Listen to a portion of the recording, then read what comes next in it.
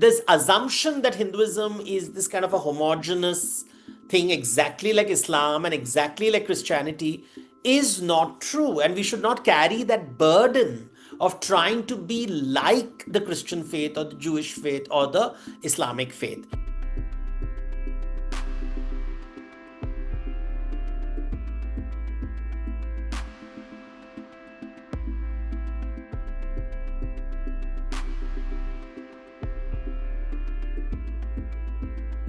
The Japanese are Shinto. You can't become or say I am a follower of Shintoism. You have to be born Japanese to follow Shintoism. You don't convert to Taoism. If you are Chinese and Han Chinese, it's part of being Chinese and it's part of who you are. And Hinduism is something like that. The word Hinduism gives this illusion of homogeneity. But that's the mistake that people do, and that's the kind of a political narrative for the last since independence, and even before independence, we are trying to imagine a common Hinduism, which invariably ends up as either North Indian or Brahminical, which is both unfair because India is not North India, and India is definitely not Brahmin. So if you remove these two things, there is a whole, 80% of India falls into that.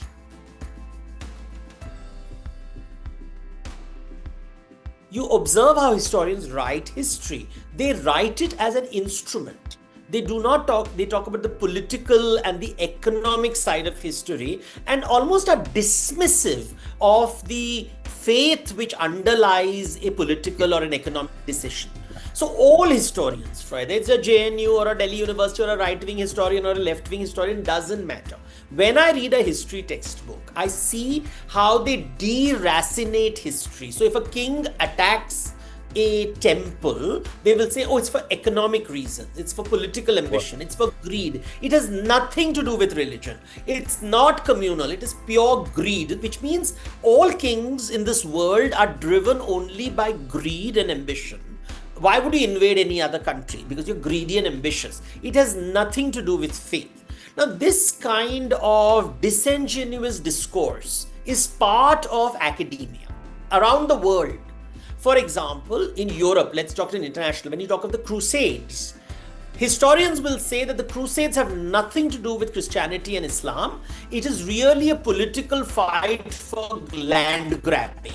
And it's all about money and it's about economics, and this is what happened economically, and this is politics and land grab movements. It's nothing to do with Christianity. Wo bahana hai. It's a propaganda, and we should not follow the religious discourse. The real discourse is politics and economics. The moment I hear this conversation that reality is economics and politics, now we are facing the brunt of it. Because now you're seeing, okay, this is what happens to a world where if everything is about economics and politics, and where does faith come in? So now politicians are behaving exactly the way historians have imagined them.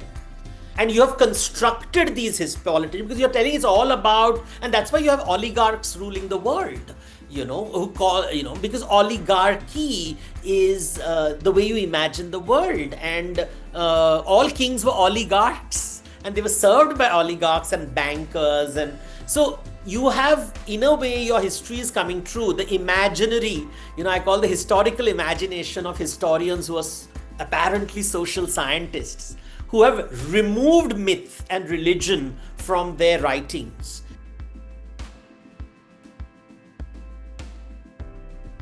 Now, history is pretending to be a science.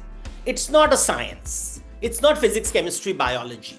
Let's be very clear about it. So it is you have a set of facts, and how you join the dots depends on you. And everybody can decide which fact do I pick. How many facts do I pick? How do I join the dots? Like, I'll give you a metaphor. Stars are natural. Star is a fact. The stars in the sky, right? You can argue the stars don't exist, it's just light and all that, but we know that it's measurable phenomena called stars. And everybody can see the star. You can see the star, I can see the star. But the moment I say constellation is not a fact anymore. Because it is a cluster of stars that we have imagined to represent an animal or a bird, and therefore we create the zodiac to divide the sky for functional reasons. So as a mythologist, my whole job is to understand how stories transmit themselves. How did history as a thing emerge? Who created history? How do you decide? In a court of law, both the lawyers are telling stories, and the judge decides which story is real.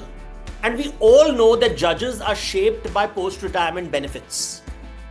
So they don't tell you the truth, are they? They're not telling you the truth. They're telling you what enables them to get bungalows after retirement.